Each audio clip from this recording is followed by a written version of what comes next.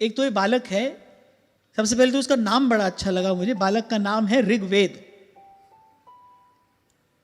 कि आपकी शरण में एक 21 वर्षीय बालक, मैं सच्चे हृदय से ये निवेदन करता हूं कि मैं अपना जीवन एक संत की तरह निर्वाह करना चाहता हूं, बिल्कुल वैसे जैसे प्रभु के प्रिय भक्तों ने भक्ति की उस महान अवस्था को प्राप्त किया। गुरु कृपा के बल से नाम और वाणी को आपकी आज्ञा के अनुसार नियम पूर्वक नाम जप भी करता हूं, गायन भी करता हूं, और विशेष वाणी के गान के लिए तो मैंने शास्त्रीय संगीत सीखना भी आरंभ किया है, जिससे वाणी गान में मेरी रुचि और बढ़े। आपके सत्संग से जीवन बदलने वाले सूत्र प्राप्त होते हैं, पर मुझ में प्रमाद अधिक है, इसलिए जीवन में पूर्ण रूपेण उतार नहीं पाता। आपसे निवेदन इतना है कि मुझे नित्य प्रति साधन से संबंधित किसी 5 नियम की आप आज्ञा दे दें, जो मुझे साधन पथ पे दृढ़ करें और साधना की उच्च अवस्था तक पहुंचाने में सहायता करें। वर्ष में केवल 2-3 बार ही मैं वृंदावन में सत्संग में उपस्थित हो पाता हूं, ऐसी मेरी दिनचर्या है। तो यदि आप अपने मुख से 5 नियम दे देंगे तो वो मेरे लिए गुरु आज्ञा होंगे। मैं शिरोधार्य करूंगा और पूर्णता से उनको पालन करने का प्रयास करूंगा।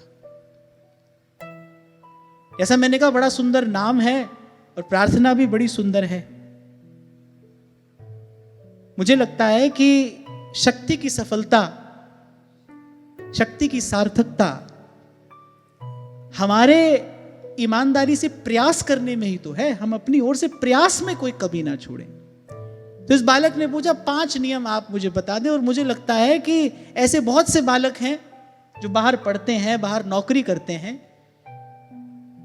और आपने कहा कि आप 5 नियम कह देंगे तो वो हमारे लिए गुरु आज्ञा होंगे। तो मैं तो भाई अपनी समझ से, आपने मुझसे पूछा है तो मैं यथामति आपको बताता हूं। सबसे पहले जैसे ही आंख खुले, सबसे पहले श्री महाप्रभु जी का ध्यान करके मंगल गान करो।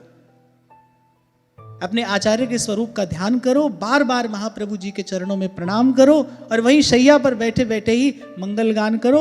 उसके बाद वृंदावन की रज मस्तक पर धारण करके 15 मिनट नाम जप अवश्य करना है और 15 मिनट सत्संग श्रवण अवश्य करना है।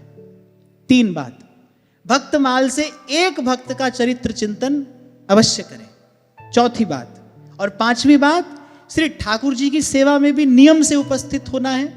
आप हॉस्टल में रहते हो, आपकी कार्यशैली ऐसी है कि आप अष्टयाम सेवा नहीं कर सकते, कोई बात नहीं, भले एक समय सेवा में जाओ, पर हमको सेवा में जाना अवश्य है, क्योंकि हमारे महाप्रभु ने हमको यही रीति प्रदान की है। भले एक फल श्री जी को अमनिया करके भोग लगाओ, कुछ भी ना मिले तो एक पुष्प निवेदन करो, लेकिन सेवा में उपस्थित जरूर होना है। ठाकुर जी के दरबार में, श्री जी के दरबार में नित्य प्रति सेवक के रूप में हमारी हाजिरी जरूर लगनी चाहिए, उसमें एब्सेंट नहीं होना है। मंदिर में ठाकुर जी की सेवा में नित्य उपस्थित होना है, और वहीं श्री ठाकुर जी से प्रार्थना करनी है कि व्यवहार में भी आप मुझे किसी ना किसी प्रकार से सबकी सेवा में लगाए रखें, और सबकी सेवा का जो भी अवसर आपको हाथ आए, निष्काम भाव से उसको भी करके और श्री जी के चरणों में निवेदन कर देना है। ये 5 नियम का आप पालन करो। सबसे पहला मंगल गान, उठते ही, आंख खुलते ही सबसे पहले आचार्य के स्वरूप का ध्यान करो, आचार्य के चरणों में भाव से प्रणाम करो, भाव से ही आचार्य की चरण रज अपने मस्तक पर धारण करो और मंगल गान करो। और आपने तो कहा कि आपने शास्त्रीय संगीत सीखना भी आरंभ कर दिया है।